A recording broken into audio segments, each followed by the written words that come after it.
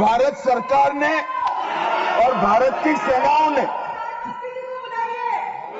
जो मजबूत जवाब पाकिस्तान के आतंकवादी ग्रुप्स को और पाकिस्तान को स्वयं को दिया ऑपरेशन सिंदूर के माध्यम से, उसका पर सदन में चर्चा पर मैं हिस्सा लेने के लिए खड़ा हूं।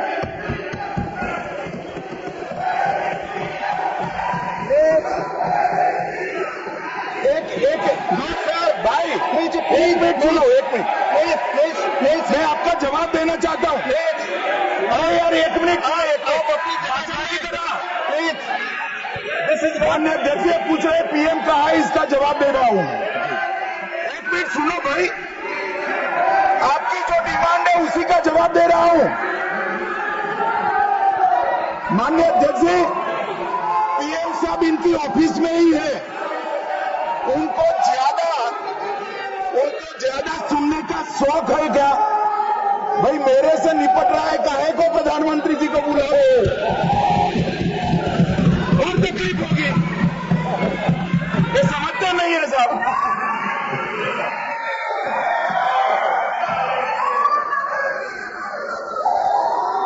माननीय सभापति जी, सबसे पहले पहलगाम हमले में हमारे देश के जो निर्दोष नागरिकों को धर्म पूछकर चुन कर उनके परिवार के सामने मारा गया, मैं उन सभी दिवंगत नागरिकों के परिवार के साथ मेरी संवेदना व्यक्त करता हूं। जब ऑपरेशन सिंदूर के बाद पाकिस्तान ने गोलीबारी करी, वो गोलीबारी में कुछ नागरिक हताहत हुए, वो नागरिकों के परिवारजनों के प्रति भी मैं गहरी संवेदना व्यक्त करना चाहता हूं। माननीय अध्यक्ष जी,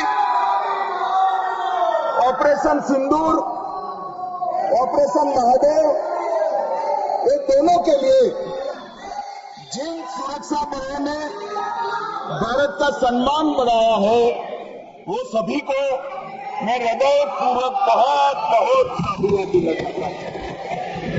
मैं सम्माननीय प्रधानमंत्री जी को भी बहुत बहुत अभिनंदन करना चाहता हूं कि इन्होंने देश की 140 करोड़ की जनता की जो इच्छा थी, उसका प्रतिघोष करते हुए सटीक जवाब देने की दृढ़ राजनीतिक इच्छा शक्ति बताई।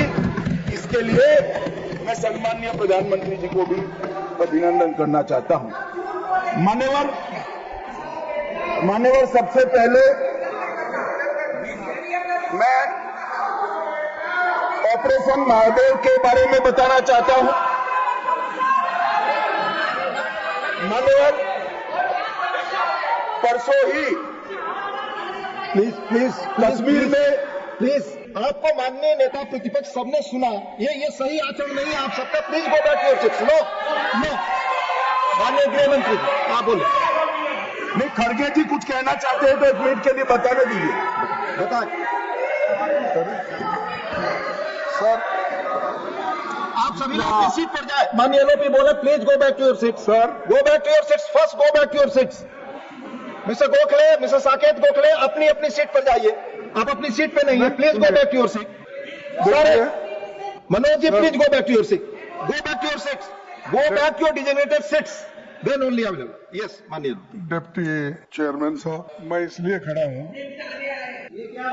शक्ति सिंह जी, तो मैं do not disturb the house. सब सदन के मेंबर्स का ये पहले से ही डिमांड थी कि 16 घंटे चर्चा होने के बाद हमको इस सदन में प्रधानमंत्री आकर प्रकट होकर वो अपनी बातें रखेंगे और समाधान जो भी हमने सवाल उठाए हैं, बहुत से सवाल उनको संबंधित है। ये नहीं कि आप कैपेबल नहीं है रिप्लाई देने के लिए, ये नहीं कहता मैं। हम आपको निपटाएंगे, तुम हमारे को निपटाओ, हम खेल खेलेंगे। लेकिन जिस प्रधानमंत्री यहाँ रहते हुए भी अगर इस सदन में नहीं आते तो इस सदन का अपमान है। धन्यवाद। नो प्लीज नहीं ये नहीं है। तो ये इसीलिए भी आपकी बात सदन का अपमान करना सदस्यों का ठीक नहीं है। माननीय गृह मंत्री जी, माननीय गृह मंत्री, मैं अभी भाषण नहीं कर रहा हूँ। माननीय अध्यक्ष जी, इनके मुद्दे का जवाब दे रहा हूँ। अब सुनिए खड़गे साहब, प्लीज लिसन प्लीज। मैं आपको, माननीय खड़गे जी, मैं आपको इन्फॉर्म करना चाहूंगा, बीएससी मीटिंग में मैंने ऑलरेडी एक्सप्लेन किया था आपके सदस्यों को कि सरकार की ओर से माननीय कोई मंत्री जवाब दे सकता है, ये रूलिंग है, आप फोर्स नहीं कर सकते किसी को। प्लीज प्लीज, माननीय गृह मंत्री जी आप बोले। और मान्यवर खड़गे साहब उठा रहे हैं, ज्यादातर महत्वपूर्ण मुद्दों पर कांग्रेस पार्टी खड़गे साहब को बोलने नहीं देती है, पीछे से सारे को खड़े करती है, और वो ये मुद्दा उठा रहे हैं। आपने बोल दिया, please please please please let him speak. आपको मौका मिला, आपने बोला। पार्शल सर, आप जज का काम कर, लेकिन आप हर बात को टोकते रहते हो। नहीं, आपने मौका दिया, बोला अगर ये आपने। हम क्या यहाँ कुछ लेने आए क्या? आपने को मौका दिया, आपने बोला। हमारे पास मैंने भी बताया कि मैंने मीटिंग में क्या स्पष्ट किया। आपने बात की, प्रधानमंत्री की बात की, इधर आपका स्टेटमेंट इसका काउंटर में लाया हूं। प्रधानमंत्री को या प्लीज मान्यवर, इसीलिए विपक्ष की मांग और स्टैंड दोनों उचित नहीं है, क्योंकि बिजनेस एडवाइजरी कमेटी में ये निर्णय लिया गया था, चर्चा आप जितनी चाहोगी वो करेंगे, जवाब कौन देगा वो सरकार तय करेगी, माननीय प्रधानमंत्री की तरफ। मुझे मालूम है मान्यवर ये क्यों जा रहे हैं, मुझे मालूम है मान्यवर मुझे क्यों जा रहे हैं। वो इसलिए जा रहे हैं कि इतने सालों तक वोट बैंक प्रोटेक्ट करने के लिए, आतंकवाद को रोकने के लिए इन्होंने कुछ नहीं किया। ये डिबेटें सुनी ही नहीं सकते, ये जवाब है इसमें।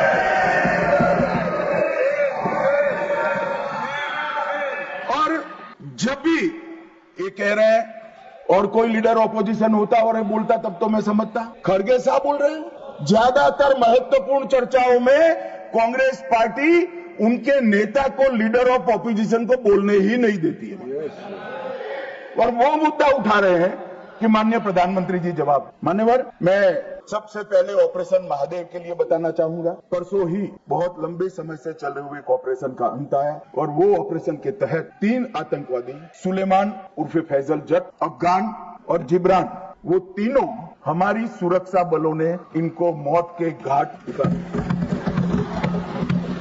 मान्यवर, सुलेमान ए श्रेणी का लश्कर तैयबा का कमांडर था।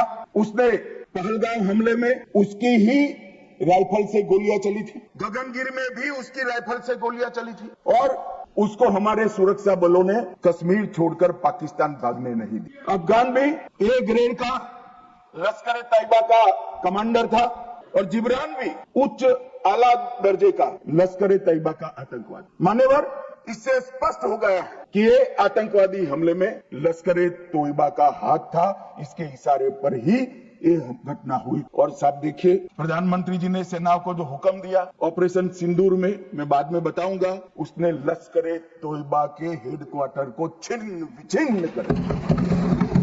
इनको भेजने वाले भी मारे गए, और जिन्होंने गोली चलाई थी वो भी मारे। एक प्रकार से ऑपरेशन महादेव और ऑपरेशन सिंदूर दो इकट्ठा होता है तो दुनिया के सभी आतंकवादी हमलों में सबसे सटीक, सख्त और त्वरित जवाब माननीय प्रधानमंत्री के नेतृत्व में भारत के सुरक्षा बलों ने।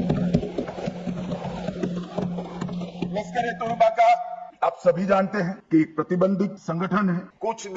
कुछ ही समय के बाद इनके एक आउटफिट टीआरएफ ने जिम्मेदारी ली कि हमने ये निर्दोष नागरिकों को मौत के घाट उतारा। मान्यवर, उसी दिन मैं वहां पहुंच गया था, सुरक्षा रिव्यू की मीटिंग हुई थी, और सुरक्षा रिव्यू की मीटिंग में तय हुआ था कि आप जल्दी से जल्दी इनको पकड़िए, मगर उससे भी जल्दी ये लोग देश छोड़कर पाकिस्तान न भाग जाए इसकी चिंता करिए। इसलिए 100 दिन के बाद भी वो उपलब्ध मिले और मारे गए। मान्यवर, उनके पास से 3 राइफलें बरामद, एक 19M4 कार्बाइन अमेरिकन राइफल और 2 AK-47 राइफल। जिस दिन पहलगांव में घटना हुई, हमारे निर्दोष नागरिकों को मारा गया, उस दिन वहां से NIA ने खाली कारतूसों को कब्जे ली। इनके मारे जाने के पहले ही वो खाली कारतूसों का फोरेंसिक साइंस लेबोरेटरी में एक प्रकार से इसकी जन्म कुंडली निकाली थी कि कौन सी राइफल से चले। और जब ये मारे गए, इनके पास से भी जो राइफलें मिली, फोरेंसिक साइंस लेबोरेटरी में चंडीगढ़ में रात को फोरेंसिक टेस्टिंग कर 100% मिलान हुआ है कि इन्हीं 3 राइफलों का उपयोग किया गया था, जिसमें से 44 कारतूस AK-19M4 के थे और 25 कारतूस AK-47 राइफल। इसलिए अब कोई बहस भी नहीं बची है, कोई शको शुबह भी नहीं बचा है कि इन्होंने मारा था या नहीं। NIA ने बहुत विगत जांच करी है मान्यवर, लगभग 1055 लोगों के स्टेटमेंट लिए हैं। इसके आधार पर इनके रेखा चित्र भी बनाए गए। उसके बाद ट्रैकिंग करते हुए 2 दिन जिन्होंने इनको आसरा दिया था, वो ढोंक के मालिकों को और उनकी वृद्ध माता को भी पूछताछ करी। ये जो मृतदेह मिले आतंकवादियों, उसका परिचय, उसकी शिनाख्त ये तीनों लोगों ने कर ली है। ये तीनों लोगों ने कहा है कि यही आतंकवादी है जो 21 तारीख को हमारे ढोंक में रुके थे और हमसे खाना ले। तो एक और सबूत हमारे पास आ चुका है। चेहरे का मिलान भी कैमरे के माध्यम से बहुत अच्छे तरीके से संतोषजनक रीत से हुआ है। और ये जो असफल ऑपरेशन हुआ मान्यवर, इसलिए मैं सेना, CRPF, Jammu Kashmir police, NIA के अधिकारी और FSL के विद्वान अधिकारियों को बहुत बहुत साधुवाद देना चाहता हूँ। और ये जो ऑपरेशन चला मान्य IB द्वारा 22 मई को, मतलब लगभग 1 माह बाद हमें सूचना मिल गई थी कि ये जगह पे टेररिस्ट लोकेट। उसके बाद IB और मिलिट्री इंटेलिजेंस ने और शिनाख्त करी और लगभग 22 जुलाई को इनके लोरा सेट को ट्रैक करने का काम समाप्त हुआ। एग्जैक्ट पिन पॉइंटेड लोकेशन को आइडेंटिफाई किया गया और फिर एक मीटिंग 4 पैरा CRPF और जम्मू कश्मीर पुलिस तीनों के अफसरों की हुई और स्ट्राइक किया गया। तीनों आतंकवादी मारे गए हैं। कोई इंसिडेंट देखिए मान्यवर, देश भर से मुझे बहुत SMS आए थे, विशेषकर जो मारे गए थे उनके परिजनों का, इनके सर में गोली मारिएगा। जब भी मारे तब तीनों के एनकाउंटर के वक्त तीनों के सर में ही गोली लगा है मान्यवर।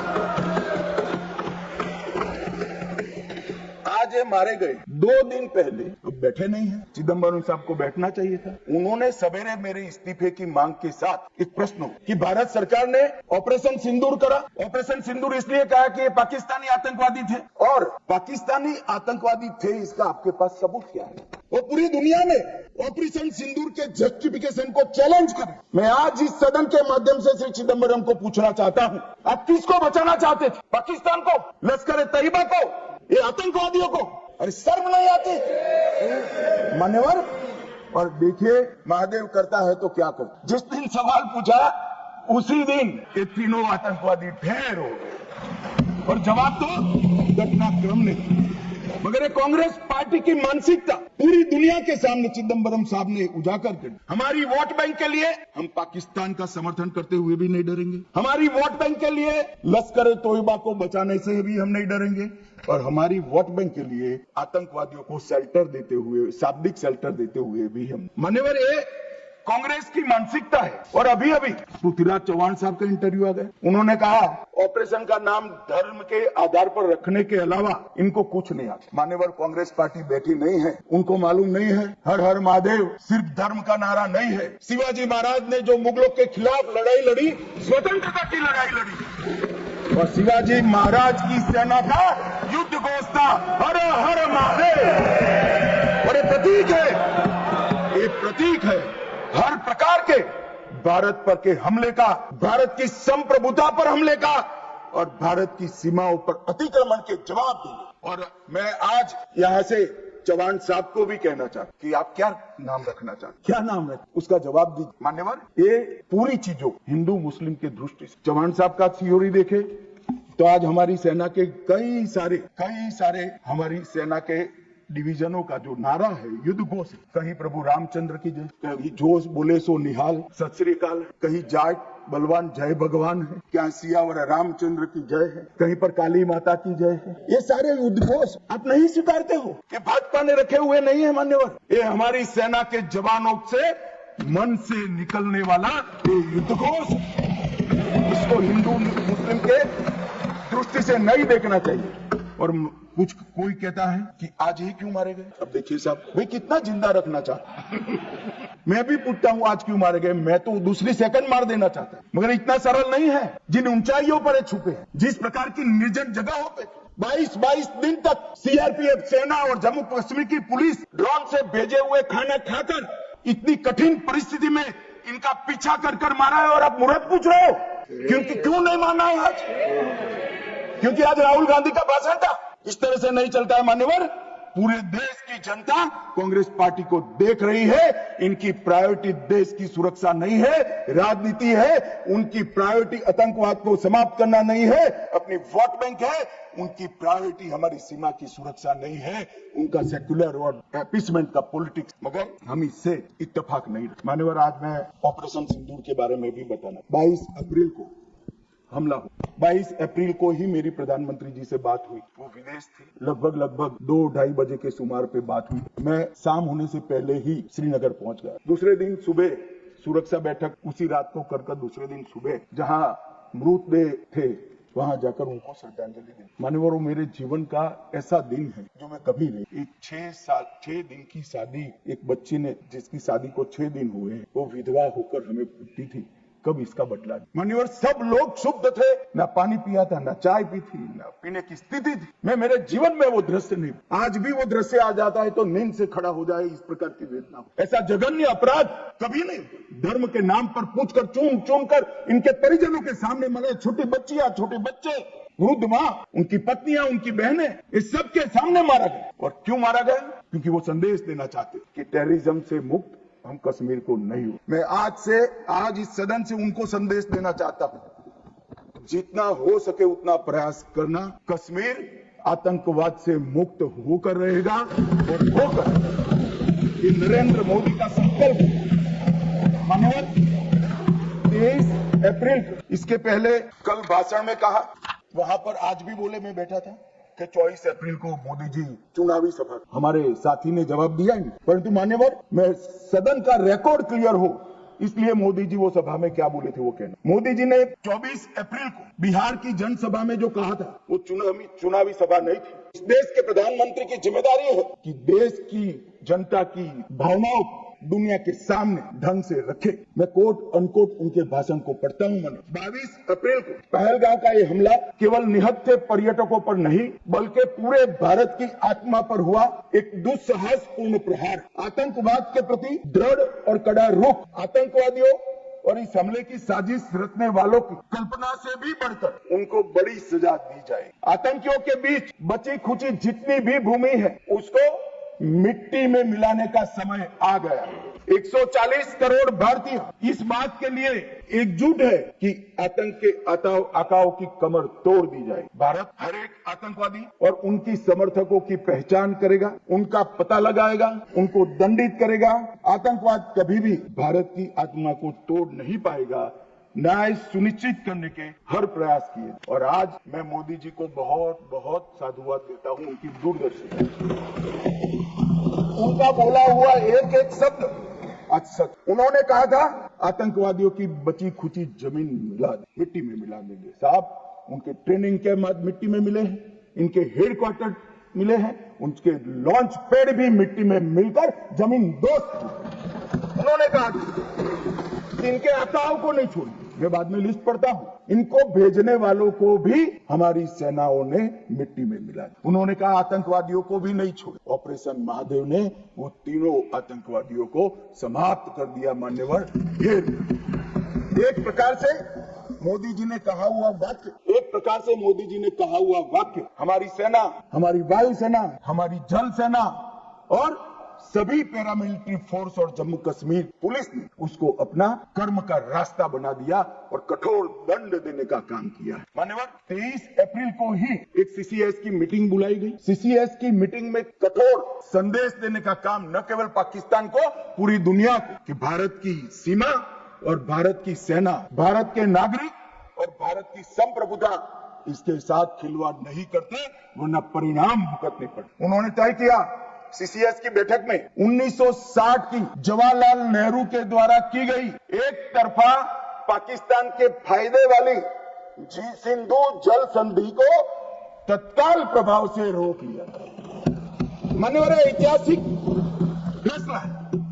हम सब वर्षों से मानते कि हिंदू जल संधि एक तरफा है। हमारा पानी 80% वहां नहीं जा सकता। मान्यवर, वहां तक कि वहां से गाद निकालने की भी परमिशन, उनकी कैनाल बनाने के पैसे भी भारत ने दिए। और मान्यवर, ये पानी पर अधिकार है भारत के किसानों। कश्मीर, पंजाब, हरियाणा, राजस्थान और दिल्ली का पीने का पानी कुछ ही समय में सिंधु के माध्यम से राजस्थान तक पहुंचे। एकीकृत जांच चौकी अटारी की जो चल रही थी उसको हमने बंद कर, सार्क वीजा समाप्त कर दिया। 24 घंटे में सारे पाकिस्तानी नागरिकों को हमने वापस भेजना शुरू कर दिया। नई दिल्ली स्थित पाकिस्तानी उच्चायोग में रक्षा, सैन्य, नौसेना और वायुसेना के सलाहकारों को अवांछित व्यक्ति घोषित किया और दोनों उच्चायोग में स्टाफ को कम करा, 55 से घटकर 30 करा। और सीसीएस ने संकल्प लिया कि भेजने वाले और कृत्य करने वाले दोनों को दंडित किया जाएगा। इसके लिए सेना को खुली छूट देने का काम सीसीएस ने।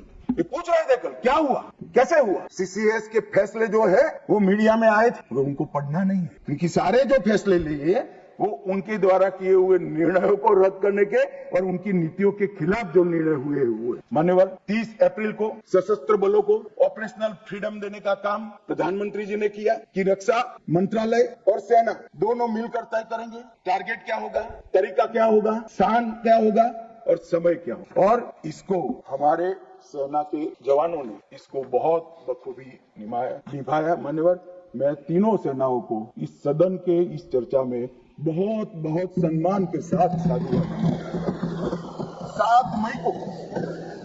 7 मई को रात को 1:04 पर पाकिस्तान के 9 आतंकी अड्डों को ध्वस्त कर रक्षा मंत्री जी ने लोकसभा में बताया कम से कम 100 लोग मरे, 100 से ज्यादा मरे मगर कम से कम 100 मरे। और मान्यवर, लश्कर तैयबा, जैसे मोहम्मद और हिजबुल मुजाहिदीन, ये तीनों के हेडक्वार्टर को ध्वस्त करने का काम नरेंद्र मोदी सरकार ने किया, हमारी सेना ने। और मान्यवर, हमने तुरंत ही उनको सूचना दी। हमने उनको बताया मरकज सुभानअल्लाह बहावलपुर, मरकज तैयबा मुरीद के Mehmoona Joya camp Sialkot, Sarjal camp Sialkot, Sawai Nala camp Muzaffarabad, Syedna Bilal camp Muzaffarabad, Gulpur camp Kotli, Barnala camp Bhimber और अब्बास कैंप कोटली, उसको हमने समाप्त कर दिया है, तोड़ दिया है। और ये हमारे आत्मरक्षा के अधिकारों को उपयोग करते हुए कहा है हमारी कार्यवाही समाप्त। मैं बाद में आता हूँ, ये पाक ऑक्यूपाई कश्मीर क्यों नहीं लिया, ये क्यों नहीं करा, वो क्यों नहीं करा। पहले तो वो सोचते थे कि कुछ नहीं हो गया तो ये क्यों नहीं हुआ। मैं कांग्रेस पार्टी को कहना चाहता हूँ, पाक ऑक्यूपाई कश्मीर आपने दिया था, मगर लेने का काम भारतीय जनता पार्टी की सरकार ही करेगी। मनोज, हमने तो हमला किया था आतंकवादी अड्डों पर, उनके हेडक्वार्टर पर, उनके संगठनों पर, उनके ट्रेनिंग कैंप पर, उनके लॉन्चिंग पैड पर, और हमारे आतंकवाद के ऊपर ये हमले को पाकिस्तान अपने पर का हमला समझ। और उन्होंने 8 मई को अपने रिहायशी इलाकों पर गोलीबारी, हमारे सेना के इंस्टॉलेशन पर मिसाइल ड्रोन फेंक, कोई पहुंच नहीं, मगर नजदीक की सीमा में गोलीबारी से निर्दोष नागरिक जो घूम रहे हैं वो हताहत। मान्यवर, फिर भी भारत ने संयम रखा। उन्होंने गुरुद्वारा तोड़ा, हम कुछ नहीं बोले, उन्होंने मंदिर तोड़ा, कुछ नहीं बोले। भारत ने तय कर लिया कि हम इसका जवाब उनकी रक्षा की क्षमता को क्षीण करने के लिए, कम करने के, और इसलिए 9 मई को भारत की सेना ने 11 एयरबेस को ध्वस्त कर दिया। उनके डिफेंस इंस्टॉलेशन और airbase, 8 airbase, Nurkhan, Murid, Sargodha, Rafiqui, Rahimyar Khan, Jacobabad, Sukkur, Bholari, 6 radar system, Sukkur, Lahore, Arifwala, Chunian, Jacobabad और नयाचोर, और surface to air guided missiles की सिस्टम लाहौर और ओकार। पाकिस्तान ने हमले के बाद मान्यवर लड़ने की स्थिति में ही नहीं। ये पूछ रहे हैं किसके कहने पर समाधान हुआ, किसके कहने पर समाधान हुआ, किसी के कहने पर समाधान नहीं हुआ। पाकिस्तान घुटनों के बल हमारे डीजीएमओ को फोन किया कि भाई बंद करो। पहले से हमारा मकसद युद्ध का नहीं था, न पाकिस्तान के अवाम को हम नुकसान करना चाहते। मोदी जी ने तुरंत कहा कि अगर पाकिस्तान रोकता है तो रोक ली, और इसको भी राहुल गांधी आगे बढ़ा रहे हैं और पूछ रहे हैं। कुछ लोगों ने आशंका कि कौन मरा वहां। मान्यवर उनको मालूम नहीं, उनके समय में जो जघन्य आपराधिक घटनाएं हुई थी, आतंकवादी घटनाएं हुई, वो घटना को घटाने वाले आतंकवादी हमें पूछते थे। मुझे तो कई लोगों ने पूछा कि भाई 90 दिन हुए क्या हुआ, 95 दिन हुए क्या हुआ, रोज 5 फोन आते। मगर उनके समय में जो बड़ी बड़ी आतंकवादी वारदातें हुई थी, मुंबई ट्रेन ब्लास्ट से लेकर मुंबई पर हमले की, उसके आरोपी आतंकवादी हमारे ऑपरेशन सिंदूर में मारे गए। मान्यवर ऑपरेशन हाफिज मोहम्मद जमील जैसे महमूद का प्रमुख, मौलाना मसूद का बड़ा बहनोई, मुदस्सर खादियान मरकज तैयबा का प्रभारी, मोहम्मद हमजाद जमील जैम और ऑपरेटिव मसूद अजहर का भतीजा, मोहम्मद यूनुस अजहर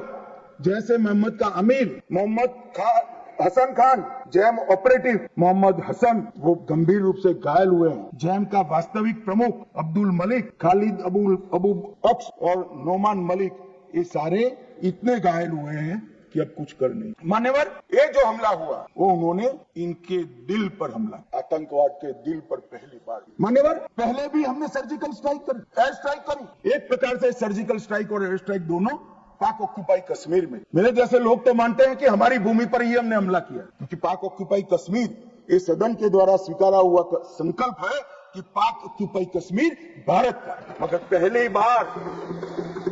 बार पाकिस्तान की सरहद में जाकर हमारी सेना ने पराक्रम दिखाया है और आतंकवादियों के अड्डों को, उनके ट्रेनिंग कैंप को और उनके लॉन्चिंग पैड्स को खत्म करने का काम। मान्यवर चिदम्बरम साहब कल भाषण में बोले कि ये नहीं कहा जा सकता कि ऑपरेशन सिंदूर निर्णायक। चिदम्बरम साहब यहाँ है नहीं, मगर मैं उनको जवाब देना जरूर चाहता कि चिदम्बरम साहब, अगर 65 की लड़ाई निर्णायक थी क्या, तो फिर टेररिज्म क्यों फैला? 71 की लड़ाई निर्णायक थी क्या, तो टेररिज्म क्यों फैला? और अनेक बार जो कार्यवाही हुई वो निर्णायक थी। मान्यवर जब तक दुश्मन या तो डर नहीं जाता या सुधर नहीं जाता, कभी निर्णायक अंत नहीं आया। मान्यवर इतने सालों तक उनको डराने की, दंडित करने की कोई प्रक्रिया ही नहीं हुई।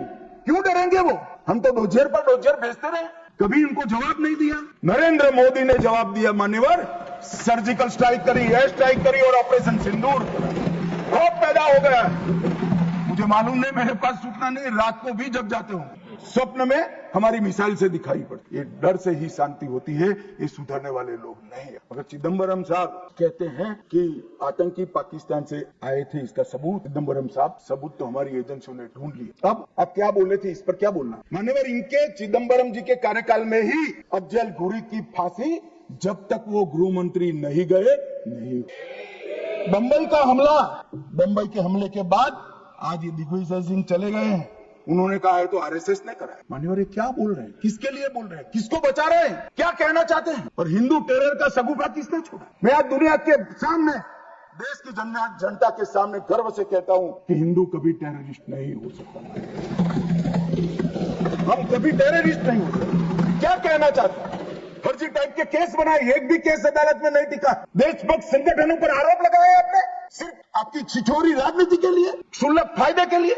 और फिर क्या कर लिया? फिर भी हार गए। हारे तो ना। और अब हर रोज कह रहे हैं कि आप हमेशा है नहीं, आप हमेशा नहीं रहेंगे, आप हमेशा का तो मुझे मालूम नहीं साहब। मैं 61 का हुआ हूँ, 14 से 30 साल तक भारतीय जनता पार्टी की ही सरकार रहने वाली है। तो चिदम्बरम साहब को कहना चाहता हूँ, वहां तक डाल दो, भारतीय जनता पार्टी की सरकार रहेगी। 30 साल तक भारतीय जनता पार्टी की सरकार रहेगी। मान्यवर मैं 2015 में बोला, हमारी उड़ीसा कार्यकारिणी में, भुवनेश्वर कार्यकारिणी में, अब ये 5 साल गिन लो तो 15 तो हो ही गए और 15 भी हो जाएंगे। मान्यवर भारतीय सेना के लिए कभी भी इन्होंने तैयारियां नहीं। चीन के कई जवानों ने चीन की लड़ाई के बाद लिखा, हमारे पास बंदूक छोड़िए, कारतूस छोड़िए, नमक, चीनी और माचिस भी उपलब्ध नहीं थी। घनघोर ठंड में पहनने के लिए हमारे लिए ठंड के कपड़े भी। मान्यवर आज वही सेना ब्रह्मोस से लैस आकाश उनकी मिसाइलों को तोड़ देता है। मान्यवर और पाकिस्तान की पूरी एयर डिफेंस सिस्टम हमारी सेना आधे घंटे में उसको मलबे में बदल कर रख देती है। मान्यवर, ये नरेंद्र मोदी के शासन में, मोदी जी के शासन में 11 साल में परिवर्तन, गोली नहीं बना पाए। मैं बाद में बताता हूँ। लाखों करोड़ों का सामान हम बना रहे, विदेश में भेज रहे हैं, एक्सपोर्ट कर रहे हैं। हमारी सेना का काफी सारा कई सारी चीजें हमने ब्लैकलिस्ट कर दी, इंपोर्ट नहीं कर सकते। और R&D के लिए एक बहुत बड़ा इकोसिस्टम बनाने का काम देश के प्रधानमंत्री नरेंद्र मोदी ने किया है। सेना और पूरे देश को मोदी जी की ये पहल पर, आत्मनिर्भर भारत के गर्व पर, और हमारे सेना के जवानों का हथियार है, उनको ऐसा देना चाहिए। इस बात की चिंता पर देश और सेना मोदी जी पर गर्व कर सकते। मान्यवर, हमने जो नमक, चीनी और माचिस नहीं थी, ऐसी सेना से 11 साल में 22 मिनट में ही आतंकवादियों का काम तमाम कर देने वाली, तकनीक से सज्ज, वीर, सटीक इंफॉर्मेशन वाली और बताए हुए लक्ष्यों को पूरा करने वाली सेना का मान्यवर निर्माण। मान्यवर,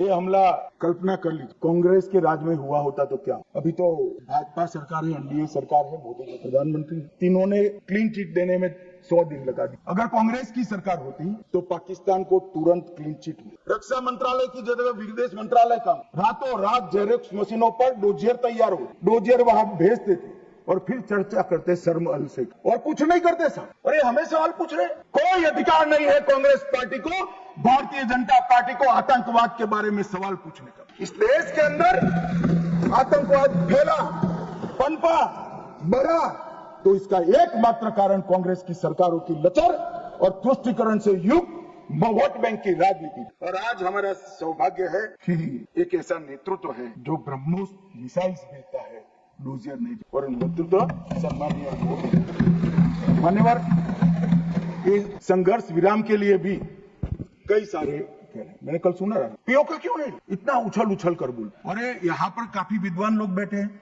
इनको कुछ संसद की मर्यादा, संसद में बात करने का तरीका, मतलब वास्तविक चीजें बोलने की पद्धति कुछ नहीं सिखाती। मैं आज पूरे देश के सामने बात, मान्यवर, ऑपरेशन सिंदूर युद्ध नहीं, यूएन चार्टर के अनुच्छेद 51 के चैप्टर 7 के तहत हमने आत्मरक्षा के लिए बल प्रयोग का जो हमारा अधिकार है उसको उपयोग किया। 22 अप्रैल को पहलगाम में आतंकवादियों ने जो हमला किया, हमारे निहत्थे नागरिकों को मारा, और इसके जवाब में आतंकवादियों की पूरी इकोसिस्टम तोड़ने का हमारा अधिकार है, जो विश्व के सभी देशों ने हमारे अधिकारों को स्वीकारा है। वो अधिकार का हमने उपयोग किया, और जब पाकिस्तान ने ही कहा कि हमें संघर्ष नहीं करना है, तब हमने इसको स्वीकारा। और कहते थे, मैं बाद में बताऊंगा, वो हमें कहने लगे कि भाई क्यों करा, ये ले लेते, वो ले लेते। मैं बाद में, जब आपके समय में जो घोषित युद्ध, ये तो घोषित युद्ध नहीं था, मगर घोषित युद्ध हुए कांग्रेस के समय में, इसमें आपने क्या किया है वो बाद में मैं मान्यवर बताता। उसके पहले मैं आतंकवाद के परिदृश्य पर, जम्मू कश्मीर का आतंकवाद का परिदृश्य और देश का परिदृश्य, इस पर बताना। मान्यवर, कांग्रेस देश की सबसे पुरानी पार्टी, और सबसे ज्यादा शासन भी कांग्रेस और उनके साथियों ने देश पर। उनके समय में हमारे प्रधानमंत्री नरेंद्र मोदी जी को 3 नासूर मिले आंतरिक सुरक्षा के। पहले कश्मीर का आतंकवाद, नॉर्थ ईस्ट की इंसर्जेंसी और वामपंथी उग्रवाद नक्सल, ये 3 नासूर, और 30 से 40 वर्ष तक ये नासूर भारत की धरती को रक्त रंजित कर, न जाने कितने लाल हमारे सेना के, सीआरपीएफ के, बीएसएफ के, सीआईएसएफ के मारे जाते रहे, शहीद पर शहीद, न जाने कितने निर्दोष किसान, न जाने कितने निर्दोष नागरिक आतंकवाद, इंसर्जेंसी और वामपंथी उग्रवाद की भेंट चढ़े, मगर कुछ नहीं। आज मैं कहना चाहता हूं मान्यवर, कश्मीर के उग्रवाद के बारे में बाद में, नॉर्थ ईस्ट इंसर्जेंसी और वामपंथी उग्रवाद दोनों क्षेत्र में हिंसा में 75% की कमी लाने का काम नरेंद्र मोदी। मैं इस पर बहुत ज्यादा बोलना नहीं चाहता क्योंकि आज ये विषय है, परंतु कश्मीर के अंदर जो आतंकवाद, वो मैं इस पर जरूर बोलूंगा। मान्यवर, इसका कारण क्या? इसके कारण के मूल में जाना। जब से कश्मीर का सृजन हुआ, धारा 370 बनाई, किसने बनाई? कांग्रेस पार्टी ने। इसका समर्थन और इतने लंबे समय तक किसने चला? कांग्रेस ने। मान्यवर, इसका स्वरूप क्या था? धारा 370 और 35 से क्या कहते? कश्मीर का एक अलग ध्वज होगा, कश्मीर का एक अलग संविधान होगा, और 5 अगस्त 2019 तक अलग ध्वज और अलग संविधान चलते रहे। हमारी पार्टी के पहले राष्ट्रीय अध्यक्ष श्यामा प्रसाद मुखर्जी ने इस धारा 370 के लिए अपना बलिदान देने का काम किया, उनकी हत्या की। और क्या हुआ?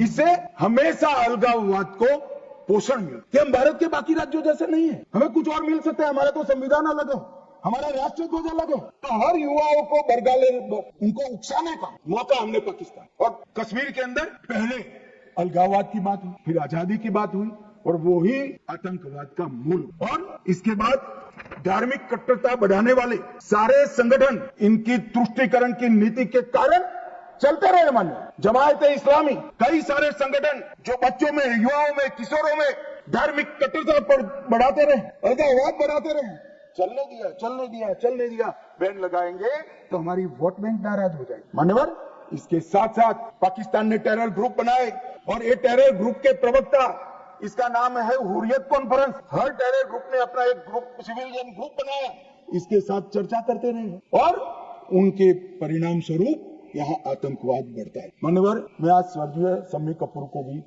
शम्मी कपूर जी में पार्टी का अध्यक्ष था, तब मिलने आया। उन्होंने कहा, अमित भाई, मेरा जब गोल्डन पीरियड था, मेरा साल का 30% टाइम कश्मीर में जाता था, इतना शूटिंग होता था और मैं वहाँ के लोगों को मिला हूँ। प्रोग्रेसिव सोसाइटी थी, महिलाएं प्रोग्रेसिव, धर्मनिरपेक्ष बात करते थे, सूफी संतों की बात करते थे, वहाँ पर कश्मीरी पंडित भी मिलते थे। आज मैं देख रहा हूँ कि वो बच्चियां पथराव कर रही है, क्या होगा, किसने बिगाड़ा? तब मैं इसके नीचे गया, तब मालूम पड़ा कि जमात इस्लामी ने पूरी शिक्षा, प्राथमिक शिक्षा पर कब्जा रखा था और बच्चों के दिलो दिमाग के अंदर जहर घोली, तब जाकर स्थिति।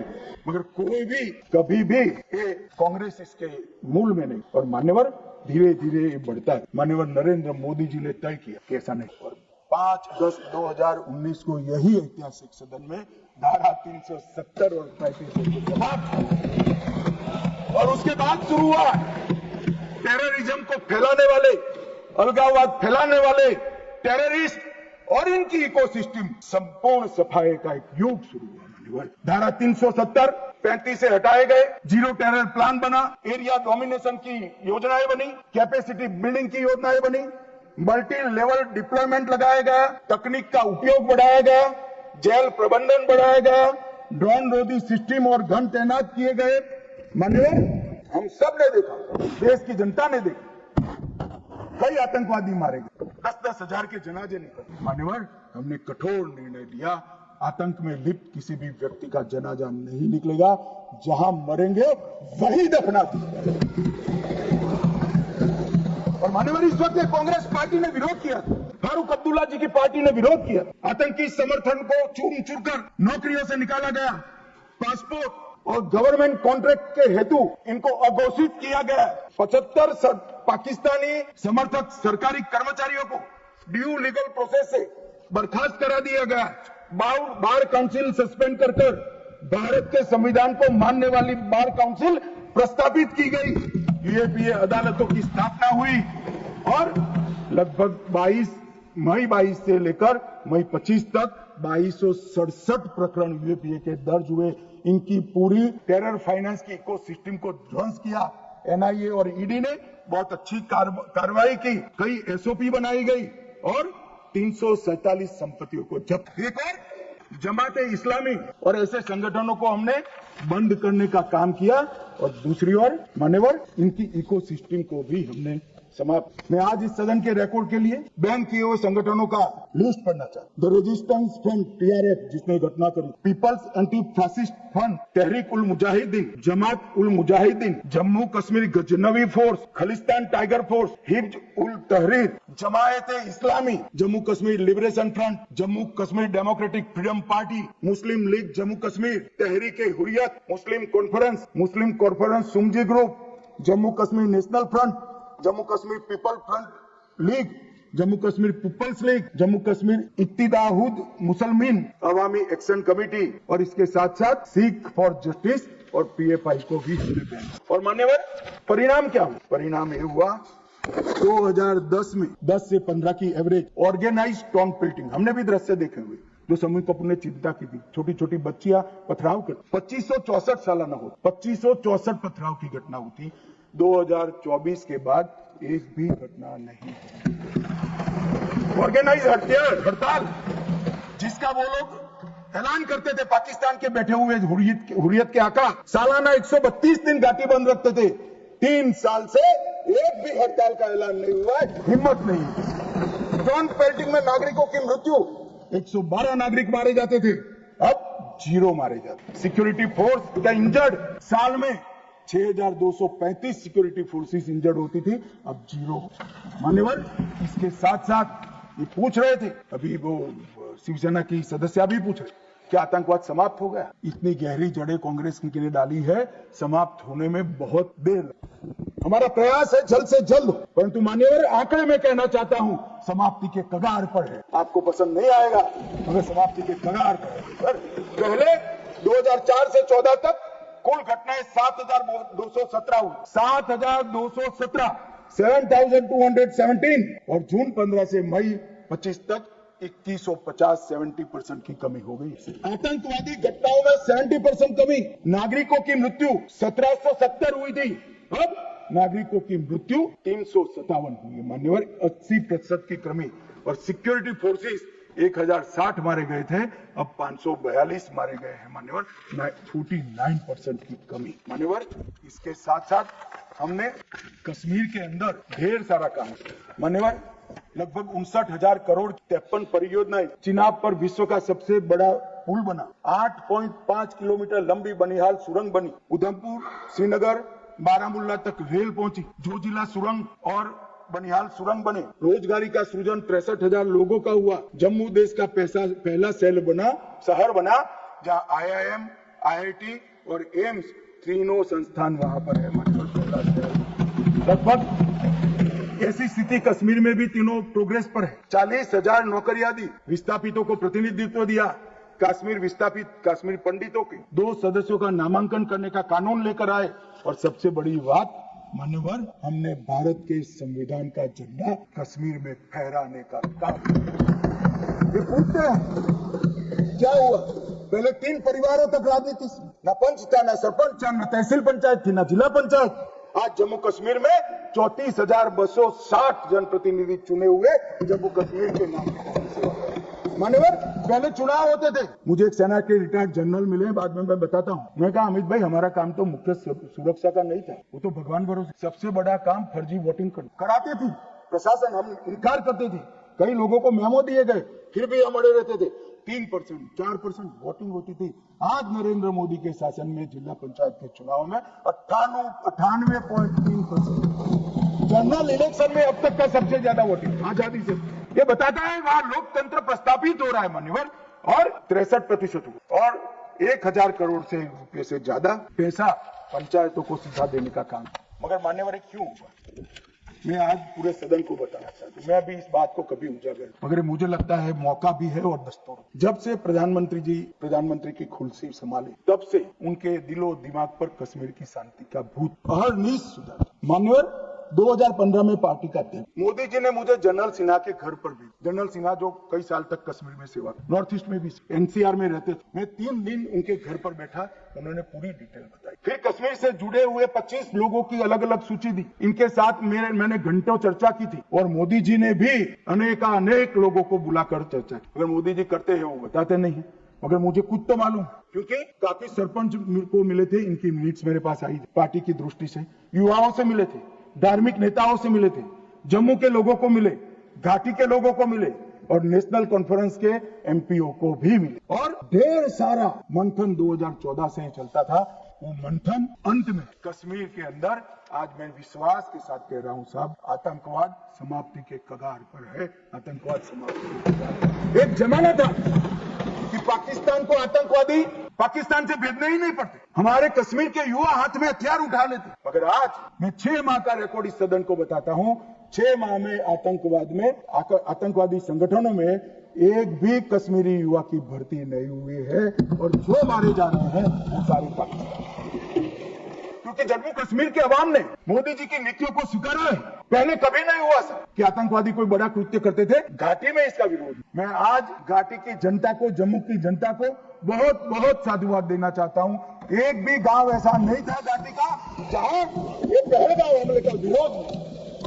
जब तिरंगा घर पर फहराने की बात होती, जिनके बच्चे आतंकवाद की भेंट चढ़ गए, वो माँ बाप भी तिरंगा फहराते। तो मान्यवर, आतंकवाद पर तो कांग्रेस को बोलने का अधिकार ही है। मैं आज सदन के सामने डिटेल, अटल जी की सरकार ने निर्णय किया कि आतंकवाद को समाप्त, काफी मंथन के बाद तय हुआ कि मजबूत कानूनी संरचना खड़ी करनी पड़ेगी जिससे इनको सजा। कानूनी संरचना खड़ी करने के लिए पोटा का कानून लागू, कांग्रेस पार्टी ने विरोध। मैं आज वो है नहीं, मगर पूछना चाहता हूँ, पोटा का कानून का विरोध किसको बचाने के लिए किया था? खैर, उन्होंने तो विरोध किया, राज्यसभा में गिर गया। अटल जी का संकल्प मजबूत था, भाजपा का संकल्प मजबूत था, पोटा कानून संयुक्त सेशन में पारित कर दिया गया और पोटा का कानून आया, इसका अमल। मान्यवर, ये कांग्रेस पार्टी ने इसके घोषणा पत्र में लिखा कि हम पहली कैबिनेट में पोटा का कानून रद्द कर। अब मैं तो कई बार ऐसा सोच ही नहीं सकता, तो मुझे लगा ये झूठ मूठ का वादा कर रहे।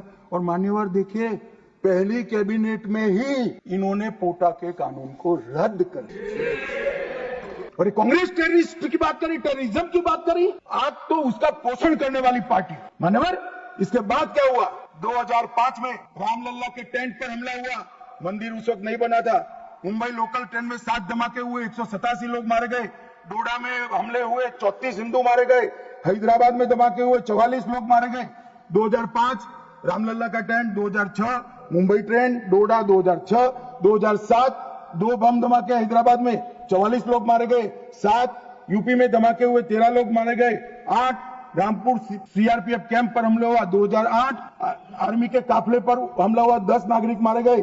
2008 आतंकी हमला हुआ, 246 लोग मारे गए। 2008 जयपुर में 8 बम धमाके, 2008 अहमदाबाद में 21 बम धमाके, 2008 दिल्ली में 5 बम धमाके, 2010 जर्मन बेकरी बम धमाका, 2010 वाराणसी में बम धमाका, 2011 मुंबई में बम धमाका, 3 लोग मारे। एक भी वर्ष खाली नहीं गए मन। और हमें पूछ रहे कि आपने क्या किया? 100 दिन तक पूछते ही रहे, कहां गए, क्या किया। अब मुझे बताओ भाई, 2005 से शुरू कर 2011 तक आपने क्या किया? कांग्रेस पार्टी ने क्या किया? कौन से कानून लाए, कौन से कदम उठाए, और कब जाकर पाकिस्तान पर सर्जिकल स्ट्राइक, एयर स्ट्राइक और ऑपरेशन सिंदूर का आपने प्रयोग किया? जवाब कांग्रेस पार्टी को, देश की जनता को देना पड़ेगा। मान्यवर, 54 जगह पे देश के अलग अलग हिस्सों में 609 नागरिक मारे गए। और मैं आज गर्व से देश के गृह मंत्री के नाते उच्च सदन में कहता हूं, मोदी जी के राज में पूरे देश में कश्मीर छोड़कर कहीं पर भी टेररिस्ट घटना नहीं। और कश्मीर में भी, उड़ी में हुई, हमने सर्जिकल स्ट्राइक कर चेताया। पुलवामा में हुई, एयर स्ट्राइक कर और चेताया। अब नहीं सुधरते हैं, दुम टेढ़ी की टेढ़ी है, हम क्या कर सकते? पहलगांव में करा मान्यवर, घर में घुसकर पगडंडे उड़ाने का काम हमारी सरकार। और मुझे तो कल सुबह ही किसी ने याद दिलाने के लिए, मेरी कॉन्स्टिट्यूएंसी से एक हमारी वरिष्ठ कार्यकर्ता है जिनकी उम्र 80 है, उन्होंने एक व्हाट्सएप पे, उन्होंने कहा अमित जरूर बोल। अब मैं इतनी वरिष्ठ कार्यकर्ता की भावना को टाल नहीं, मगर उन्होंने एक व्हाट्सएप में वीडियो भेजा जिनमें सोनिया गांधी जी के घर से दौड़ते दौड़ते सलमान खुर्शीद जी आंसुओं से लहस बाहर आते, बाहर मैनेज मीडिया खड़ा है, उसके सामने कहते हैं कि सोनिया जी पूरी रात सो नहीं पाती है, इनके आंसू देखकर मेरी आंख से आंसू। ठीक है भाई, किस लिए आंसू बहाए? बाटला हाउस में वो पाकिस्तान प्रेरित आतंकवादी मारे गए, उसके लिए। अरे सोनिया जी, आंसू बहाना था तो बाटला हाउस एनकाउंटर में जो मोहन शर्मा शहीद हुए, इसके लिए बहाते हैं। आप किसको प्रोटेक्ट करें? वोट बैंक का खेल। मुझे पूछते रहे साहब, 90 दिन तक भाग गए, अब क्या करे हो? 25 दिन हो गए, 35 दिन हो गए, 40 दिन हो गए, सिंदूर इसका जवाब नहीं, आतंकवादी कहां गए? चलो भाई, ये तो भाजपा सरकार, सेना ने ठोक दिया, सीआरपीएफ ने ठोक दिया, हो गया हमारे काम। अब मैं पूछना, दाऊद इब्राहिम जिसने मुंबई में सीरियल धमाके गए, किसके राज में भागे मान्यवर? कांग्रेस के राज। सैयद सलाउद्दीन किसके राज में भागा? कांग्रेस के राज में। टाइगर मेमन किसके राज में भागा? कांग्रेस के। अनीस इब्राहिम किसके राज में भागा? रियाज भटकल किसके राज में भागा? कांग्रेस। इकबाल भटकर किसके राज में भागा? मिर्जा सादाब किसके राज में भागे? और इसका हिसाब कौन देगा? उनको मालूम था देना पड़ेगा साहब, इसलिए बहिष्कार कर दिया। वो स्वयं भाग, आतंकवादियों को भगाया और वो भी भाग गए। और हमने मान्यवर 11 साल में यूएपीए में 2019 में अमेंडमेंट किया। इसके तहत, अमेंडमेंट के तहत 57 लोगों को आतंकवादी घोषित किया है। एनआईए का अमेंडमेंट किया, देश के बाहर जांच करने के हमने अधिकार लिए। एनएसए का हमने सख्त उपयोग किया, 370 को बैन किया, निरस्त कर दिया, पीएफआई को बैन किया, नॉक को मजबूत किया, आईसीजेएस का हमने स्थापना किया, नफीस का स्थापना किया, पीएमएलए से टेरर फाइनेंसिंग को रोक दिया और नेटग्रिड से माध्यम से पूरे देश के अगर आतंकी संगठनों को एक कंप्यूटर की क्लिक पर लाकर रख, हमने पूरी इकोसिस्टम तैयार। और मान्यवर ये जो कह रहे हैं, कल पूछ रहे थे कैसे आते, मान्यवर मैं फिर से कह रहा हूं, इतनी कठिन कई जगह सुरंगें बना और बना सकते, इसको रोकने के हम तकनीकी उपाय कर रहे हैं, कुछ समय में ही हो, मगर कुछ नाले ऐसे हैं मान्यवर, वहाँ इतना बहाव होता है, वहाँ कोई चौकी नहीं, चौकी बह जाए, वो घुस रहे हैं। मगर उन्होंने क्या स्टैंड लिया? राहुल गांधी ने कहा, जब 2011 में हमला हुआ, उन्होंने कहा सभी आतंकी हमलों को रोकना। जवाहरलाल नेहरू ने कहा घुसपैठियों को कोई रोक ही नहीं। मैं मानता हूं कि अभी भी पाकिस्तान कुछ आतंकी हमले कर पा रहा, अभी भी कुछ घुसपैठ होती है, काफी कम हुआ है मान्यवर, मैं जिम्मेदारी के साथ बोलने वाला आदमी, देश की जनता सुन रही है, काफी कुछ कम हुआ है, मगर हम कभी ऐसे हथियार नहीं डालते। मैं आज सदन के सामने कहना चाहता हूं, घुसपैठ और आतंकवादी घटनाओं को समाप्त करने के लिए नरेंद्र मोदी सरकार कृत निश्चयी दृढ़ता के साथ हमारा मान्यवर। कल है राहुल गांधी जी का मैंने स्टेटमेंट, चीन के लिए प्रधानमंत्री क्यों नहीं बोलते, चीन के लिए नहीं बोलते, चीन के लिए नहीं। अब ये इनके सीनियर लोग हैं, उनका कोई ट्यूशन व्यूशन भी नहीं, कैसे बोलना चाहिए, क्या बोलना चाहिए, कुछ बोलते ही रहते। मगर आपने जब चीन की लड़ाई समाप्त, तब क्या, चीन की लड़ाई समाप्त हुई तब हमारा 38,000 वर्ग किलोमीटर हिस्सा चीन को अक्साई चीन का देने का काम कांग्रेस पार्टी और आपके नाना जवाहरलाल नेहरू ने। मान्यवर 1955 में देश में बहुत कम लोग और ये पूछ रहे हैं कि कल मुझे कहने लगे झूठ बोल रहे हैं, मैं आज चीज भी लेकर है। मैं selected works of Jawaharlal Nehru series volume 29 पृष्ठ 231 पढ़ रहे, जो नेहरू जी ने स्वयं संकलन करा। इसके लेखक जवाहरलाल नेहरू स्वयं।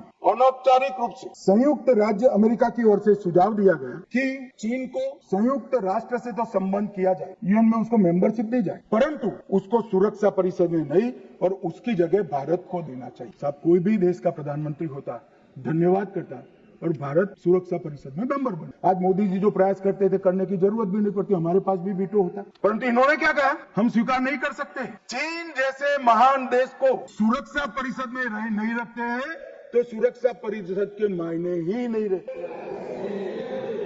ये मान्यवर कांग्रेस का चिन्ह, कल हमें सवाल। और चलो नाना तो बहुत दूर की बात, इन्होंने मान्यवर एक प्रकार से चीन के बारे में राजीव गांधी फाउंडेशन, जिसकी चेयरपर्सन उनकी माताजी थी, उससे एमओयू किया, चीन से पैसा लिया, हमने एफसीआरए का लाइसेंस यही बिना पर कानूनी तरीके से राजीव गांधी फाउंडेशन का एफसीआरए का लाइसेंस कैंसिल कर दिया। क्या राहुल गांधी देश की जनता को एक प्रेस कॉन्फ्रेंस करके बता सकते हैं कि चीन के साथ क्या है?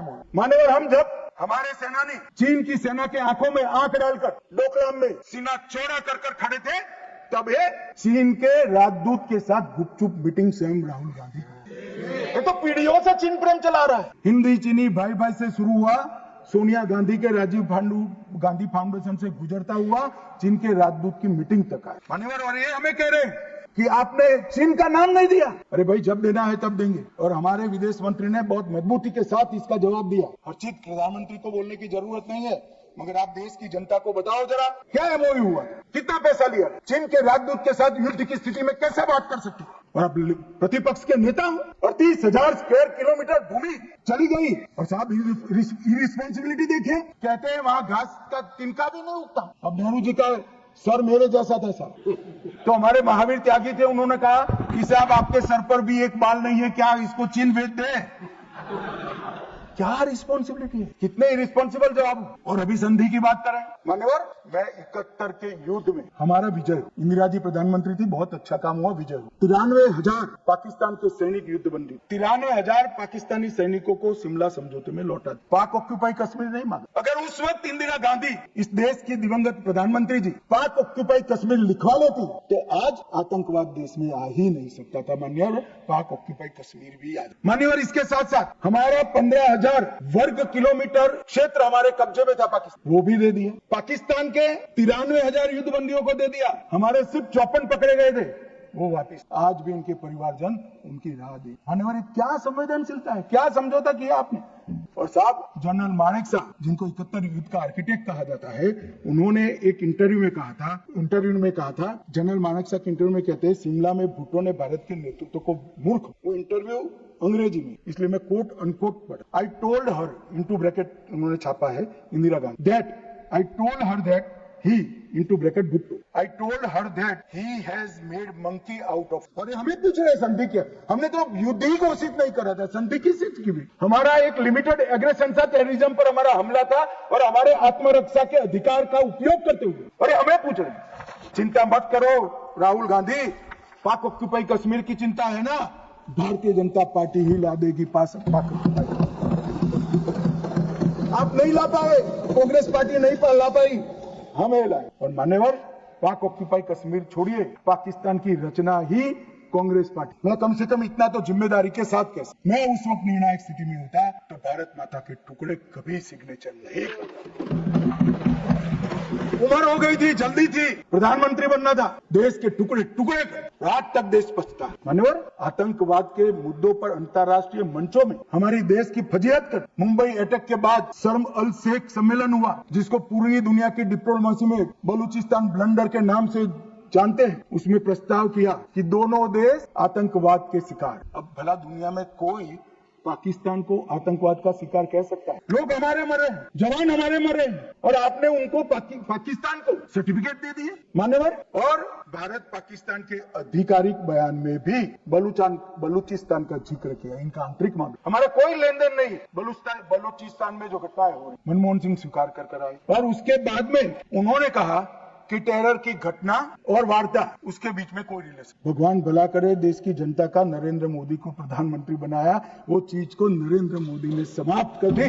जब तक टेररिज्म नहीं रुकता है, वार्ता नहीं हो सकती। मान्यवर, आज ये लोग जो बोल रहे हैं, विदेश नीति पर सवाल उठा रहे हैं, मैं उनको कहना चाहता हूं कि मोदी जी को G20 कई सारे देशों को मिला है। राजीव गांधी फाउंडेशन में एक स्टडी करा दो, हर देश में हुआ G20 और भारत में हुआ, हर देश की राजधानी में जाता है मोदी जी G20 को, हर राज्य में। हमारी संस्कृति, हमारी क्षमता है, हमारा पावर, हमारा लोकतंत्र पूरी दुनिया के सामने रखने का काम नरेंद्र मोदी ने किया, और पूरी दुनिया स्वीकार कर रही है कि पूरे अब तक के G20 सम्मेलन में सबसे सफल G20 सम्मेलन है। और मान्यवर, इसीलिए पूरी दुनिया में कई सारे राष्ट्राध्यक्ष है। मान्यवर, किसी भी देश के राष्ट्राध्यक्ष को 27 देशों का सर्वोच्च नागरिक सम्मान, और ये विदेश नीति की बात है, 27 देश अपने सर्वोच्च नागरिक सम्मान से नरेंद्र मोदी को सम्मानित करते हैं। साहब, ये सम्मान नरेंद्र मोदी जी का नहीं है, भारत के प्रधानमंत्री का है, भारत की 140 मोदी जी ने देश को सम्मान दिला है, देश की 140 करोड़ जनता को गौरवान्वित। मोदी जी का नेतृत्व जो है, भावुक नेतृत्व होता है, वो रोने भी लगता है, कई बार शकम भी हो जाए। मोदी जी का नेतृत्व संवेदनशील भी है, निर्णायक भी है, और दृढ़। मैंने देखा है कोरोना 370 ऑपरेशन सिंदूर, ये सारा छोड़ दो, कोरोना में मैंने देखा है इससे बड़ी आफत, इस सहस्त्राब्दी भारत पर बड़ी हो अपने रास्ते पर चलते रहे, और जब कोरोना समाप्त हुआ, पूरी दुनिया ने कहा सबसे अच्छा प्रबंधन भारत ने किया। और उसका कारण जब ढूंढा गया, मैं भी स्टडी करने वाले कुछ लोगों को मिला था, मन जब कारण पूछा, स्टडी किया गया, तो सबने कहा कि पूरे विश्व में कोरोना के सामने सरकारें लड़ी, हमारे यहाँ प्रधानमंत्री, भारत सरकार, राज्य सरकार और 140 करोड़ लोग एक साथ कोरोना के सामने लड़ते थे। मजाक उड़ा, घंटी बजाने से कोरोना चला जाएगा, दिया जलाने से चला जाएगा, कर्फ्यू करने से अपने आप चला जाएगा। उनको मालूम नहीं था, जनता के मन में जागरूकता लाते थे। और जब, मुझे तो ठीक याद है, मोदी जी ने टीम गठित की टीका बनाने के लिए, तभी जयराम रमेश जी, नाम मत लीजिए, रिकॉर्ड पर मत लीजिए, तभी कांग्रेस वाले इनका मजाक करते कि भारत टीका बना लेगा। मान्यवर, सबसे पहले टीका बनाने वाले देशों में भारत, इसी के कारण हम मान्यवर 11 साल में समग्र दुनिया ने भारत की क्षमता को स्वीकारा है। भारत 11वें नंबर से चौथी सबसे बड़ी अर्थव्यवस्था, जीडीपी हमारा 4.19 ट्रिलियन हो, $1 ट्रिलियन की डिजिटल अर्थव्यवस्था बने, प्रति व्यक्ति आए। ये जयराम रमेश जी हमेशा पूछा करते हैं, निर्मला जी बताती भी नहीं है। 68,572 से बढ़कर 1,33,488। मानवर राष्ट्रीय राजमार्ग का नेटवर्क 60% बढ़ा। 159 ऑपरेशनल एयरपोर्ट है। 31 लेकर मोदी जी ने इनिंग शुरू करा था, अभी समाप्त नहीं हुआ। 136 वंदे भारत ट्रेन है। 1500 ट्रेन अमृत स्टेशन योजना के तहत विकसित हो रहे हैं। 97% से अधिक भारतीय रेल का विद्युतीकरण हो चुका है। भारत दुनिया का सबसे बड़ा मोबाइल फोन उत्पादक देश बनने के कगार पर है। भारत तीसरा सबसे बड़ा स्टार्टअप इकोसिस्टम बन चुका है। मोदी सरकार में 118 यूनिकॉर्न बने। रक्षा क्षेत्र में हमारा उत्पादन 1.27 लाख करोड़ हुआ और निर्यात 21,000 करोड़। विश्व का सबसे बड़ा पुल भारत, विश्व का सबसे लंबा पुल भारत में, देश का सबसे लंबी अटल सेतु भारत में बनी। भारत का पहला वर्टिकल लिफ्ट रेल पुल मोदी जी के समय में हुआ और सबसे बड़ा NH भी मोदी जी के समय में बना। और सबसे बड़ी उपलब्धि कई पीढ़ियों से गरीबी जिनको डस रही थी मान्यवर, 60 करोड़ लोगों को घर में बिजली, गैस, शौचालय, शुद्ध पीने का पानी, 5 किलो अनाज और 5 लाख तक का इलाज का काम। ये नहीं समझ रहे।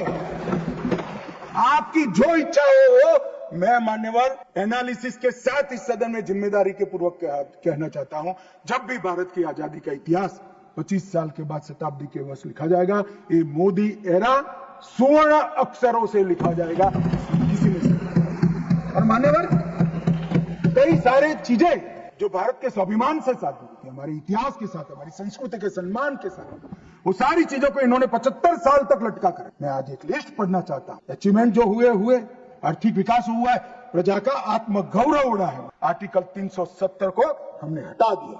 3 तलाक समाप्त कर, UCC शुरू हो चुका है। राम मंदिर का निर्माण अयोध्या में रंग चंग के साथ हो गया। न्यू एजुकेशन पॉलिसी में मातृभाषा में शिक्षा पर हमने बल दिया। काशी, उज्जैन, शारदा पीठ, करतारपुर कॉरिडोर बनाए। राजपथ का नाम बदलकर कर्तव्य पथ रख दिया। योग को वैश्विक पहचान दिलाई। नया सैनिक चिन्ह वीर छत्रपति शिवाजी महाराज को जाने पर रखा। संसद के अंदर सेंगोल की स्थापना की। राष्ट्रीय युद्ध स्मारक का स्वदेशी निर्माण किया। अंडमान और निकोबार द्वीप समूह के नाम बदलकर सुभाष बाबू और परमवीर चक्र विजेता बने हुए हमारे सेनानियों पे साथ रखे। और इसके साथ साथ कई सारी उपलब्धियां ये एरा में। मानव सबसे बड़ी उपलब्धि है 2047। मुझे एक विदेशी पत्रकार ने, मैं लंबा बैठा था, मैं उनकी थॉट प्रोसेस को जानना। अब मैं जो सुनना चाहता था तीसरे ही वाक्य में, क्या भारत को कोई हो? तो मैं उनको पूछा क्यों? उन्होंने कहा अब तक भारत ने अपना लक्ष्य ही तय नहीं किया था, कैसे अचीव? मैंने बोला अब क्या हुआ? क्या मोदी जी ने तय कर दिया कि जब 100 साल का भारत होगा, आजादी के 100 साल होंगे, तब विश्व में हर एक क्षेत्र में हम नंबर 1 पर होंगे और महान और मान्यवर मुझे मालूम है मोदी जी का भाषण, मोदी जी का संदेश आज 140 करोड़ भारतीयों का संकल्प बना हुआ है और मुझे विश्वास है 140 करोड़ भारतीयों पर और हमारे युवाओं पर। शायद हमें से काफी लोग 2047 में नहीं, परंतु 2047 में जो भी भारतीय होंगे वो देखेंगे कि विश्व में भारत नंबर 1 बन चुका है। मान्यवर भारत को नंबर 1 बनना है तो हमारी बाहरी सुरक्षा और आंतरिक सुरक्षा बहुत महत्वपूर्ण है। ऑपरेशन सिंदूर की चर्चा में मैं देश की जनता को कहना चाहता हूं, युद्ध होता है तो हमला वहां पर से भी होता है। एक भी हमला ऐसा नहीं जाएगा, इसका जवाब दिया नहीं जाएगा और आतंकवाद को हम समाप्त कर रहेंगे। 31/3/26 को नक्सलवाद समाप्त हो जाएगा, इसमें किसी को शंका नहीं। अंत में जिन सदस्यों ने इसमें हिस्सा लिया है, बहुत सम्मान के साथ उनका धन्यवाद कर और फिर से एक बार ऑपरेशन महादेव में जिन्होंने हिस्सा लिया है वो सभी को पूरे सदन की ओर से और व्यक्तिगत मेरे रूप से बहुत बहुत साधुवाद देता हूं।